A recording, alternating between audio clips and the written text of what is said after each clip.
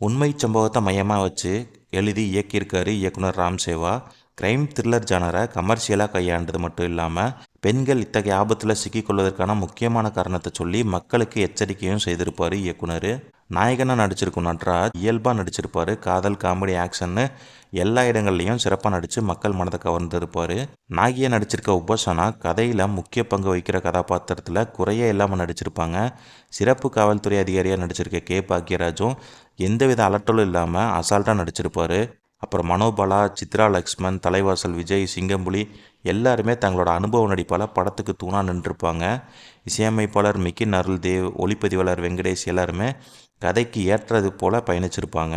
சமூக வலைதள பக்கங்கள் மூலமாக முன்பின் தெரியாத நபர்களுக்கு தங்களை பற்றி தகவல்களை பரிமாறிக்கொள்வது, செல்போன் நம்பரை பொது இடத்துல எல்லாரும் கேட்கறது போல நம்பரை சொல்கிறது, இதை பயன்படுத்தி சிலர் மேற்கொள்ளும் குற்றச்செயல்களை அதிர்ச்சியூட்டும் வகையில் காட்சிப்படுத்தியிருப்பார் இயக்குனர் ராம் சேவா. பெண்களுக்கு நல்ல அறிவுரைகளையும் வழங்கியிருப்பார். இந்த படத்தில் கொலை, கற்பழிப்பு போன்றவை திரைக்கதையில் முக்கிய பங்கு வகித்தாலும் அந்த காட்சிகள் முகம் சுளிக்கிறபடி இல்லாமல் நேர்மையாக காட்சிப்படுத்தியிருப்பார். அனைத்து தரப்பினரும் பார்க்கக்கூடிய வகையில் இயக்கியிருப்பார் இயக்குனர் ராம் சேவா. பொருளாதார ரீதியில் சில தடுமாற்றங்களை சந்திச்சிருப்பது படத்தில் தெரிஞ்சாலும் சுவாரஸ்யமான கிரைம் த்ரில்லர் படத்தில் மக்களுக்கு நல்ல மெசேஜை அழுத்தமாக பதிவு செஞ்சிருப்பது வெற்றி பெற்றிருக்கு. மொத்தத்தில் என்னை சுடும் பணி பெண்கள் அவசியம் பார்க்க வேண்டிய படம் தான். என்னோட ரேட்டிங் 5க்கு 3 கொடுக்கலாம். நீங்களும் இந்த படத்தை பார்த்துட்டு உங்களோட ரேட்டிங் என்னன்னு சொல்லிட்டு மறக்காமல் கமெண்ட்டில் சொல்லுங்கள். உங்களோட கருத்தையும் கமெண்ட்டில் சொல்லுங்கள். தேங்க்ஸ் ஃபார் வாட்சிங்.